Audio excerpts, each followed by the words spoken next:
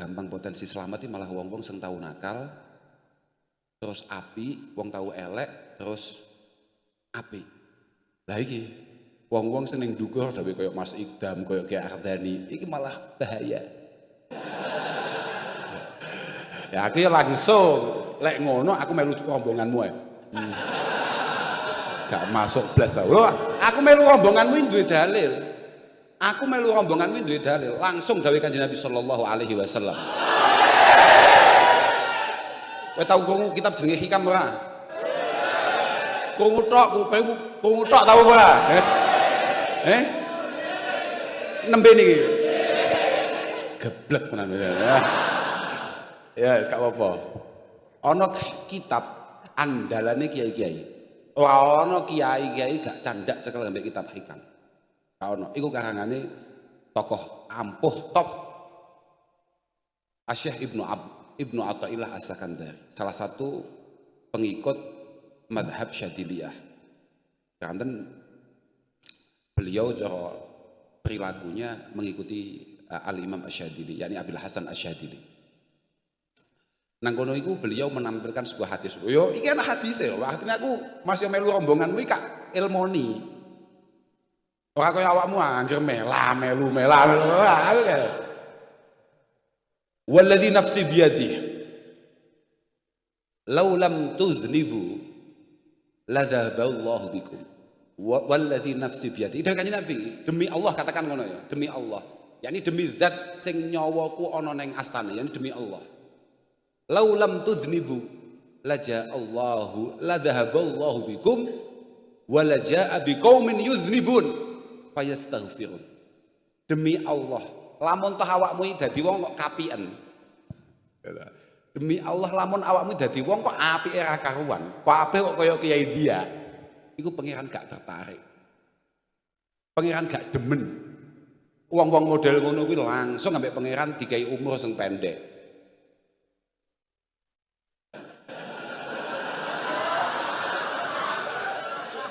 La dhahaballahu bikum. Kowe bayar Ardani, kapan tahu karaoke? Sesekali ya. Kersane awet.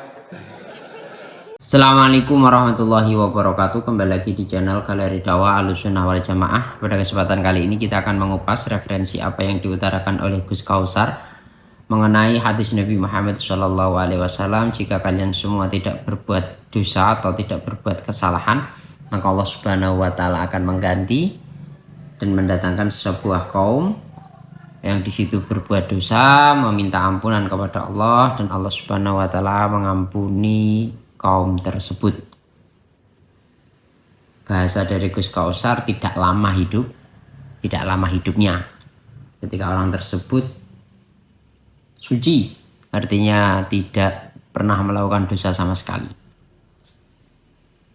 Jadi apa yang diutarakan oleh Gus Kausar di video sebelumnya itu memang benar adanya. Referensinya ada, tidak asal ngomong. Dalam video ini kita mengutip di dalam kitab Syarah Riyadhus Shalihin. Meskipun beda referensinya, tapi isi dari apa yang diutarakan oleh Gus Kausar dengan ini sama. Saya bacakan ya. Kitabu Syarhi Riyadhus Shalihin, kitab Syarah Riyadhus Shalihin. Syarhu hadisin laulam tudnibu ladhahaballahu bikum. Jadi memang hadis nggih.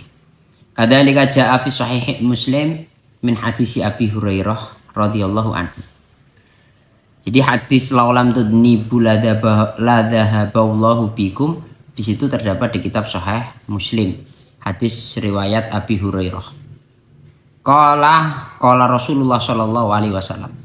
Abu Hurairah mengatakan Rasulullah sallallahu alaihi wasallam pernah mengutarakan waladzi nafsi biyadi, demi Allah laulam tudnibu ladzaballahu bikum wala jaa biqaumin yudnibuna fasataghfiruna wa ta'ala fayaghfiru lahum Allahu ghafurur rahim.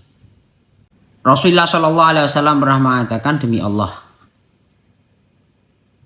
jika kalian semua tidak melakukan dosa, tidak pernah melakukan dosa, niscaya Allah Subhanahu wa taala akan menghilangkan kalian atau mengganti kalian walaja biqaumin yudnibuna, dan Allah Subhanahu wa taala mendatangkan kaum yang kaum tersebut yudnibuna, yakni melakukan dosa, melakukan kesalahan, kemudian meminta ampunan. Mereka semua meminta ampunan kepada Allah, artinya bertobat, dan Allah Subhanahu wa taala mengampuni kaum tersebut. Allahu Ghafurur Rahim. Sungguh Allah Subhanahu wa taala ialah zat yang maha pengampun dan lagi maha kasih sayang. Nah, syarahnya ini. Wasmun min asma'ihi al-husna ghafirud dzambi. Wal ghafar ismuhu al-adim subhanahu tabaraka wa ta'ala, wa min sifati al-husna anau yaghfir.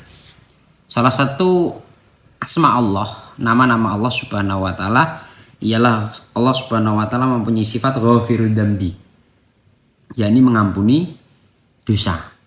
Sifatnya yang agung adalah ghafar, zat yang maha pengampun.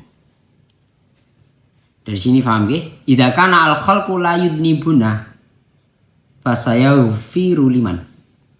Jika setiap makhluk tidak melakukan dosa sama sekali, maka yang meminta ampunan siapa? Saya ulangi lagi, jika setiap makhluk tidak melakukan dosa sama sekali, maka yang meminta ampunan kepada Allah Subhanahu wa taala itu siapa? Khalaqallahu subhanahu wa ta'ala al-insan wa huwa ya'lamu annahu ya'si wa annahu yarji'u ila rabbih wa annahu yansi summa yatadzakkaru wa yatubu ila Allah.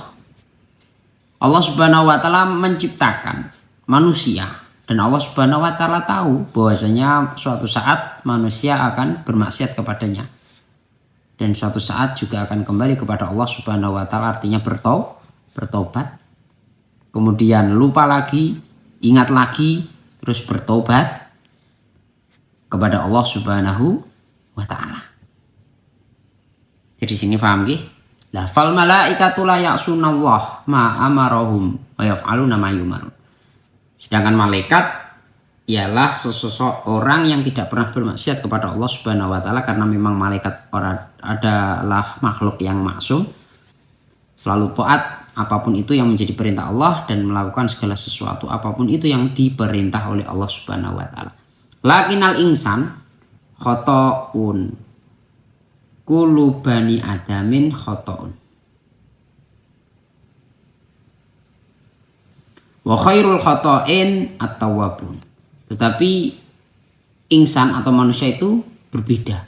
Insan itu bisa salah. Setiap bani Adam, anak cucu Nabi Adam, pasti ada yang namanya kesalahan.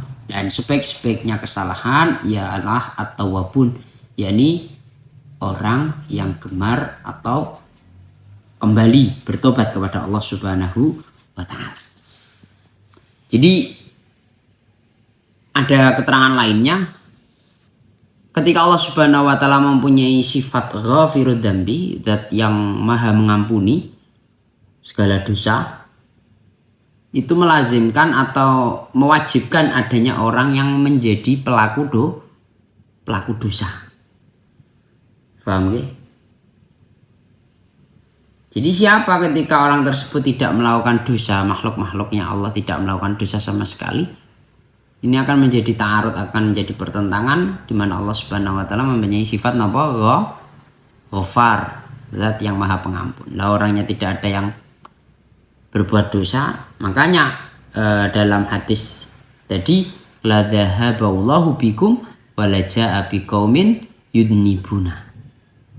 Ketika orang tersebut tidak melakukan dosa sama sekali, maka Allah Subhanahu wa taala akan mengganti mereka semua. Istilah Gus Kausar, umurnya ndak lama, dan mendatangkan sebuah kaum yang di situ berbuat salah, berbuat kesalahan, berbuat dosa, terus meminta ampunan kepada Allah Subhanahu wa taala. Fa khalaqallahu azza wa jalla al-khalqa wa 'alima annahum yudnibuna.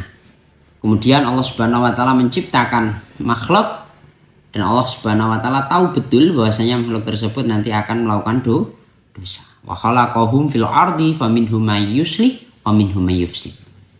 Dan Allah Subhanahu wa taala menciptakan makhluk-makhluknya di dalam bumi. Sebagian ada yang sholih, yang taat, sebagian ada yang maksiat. Walladzi khalaqakum faminkum kafir wa minkum mu'min.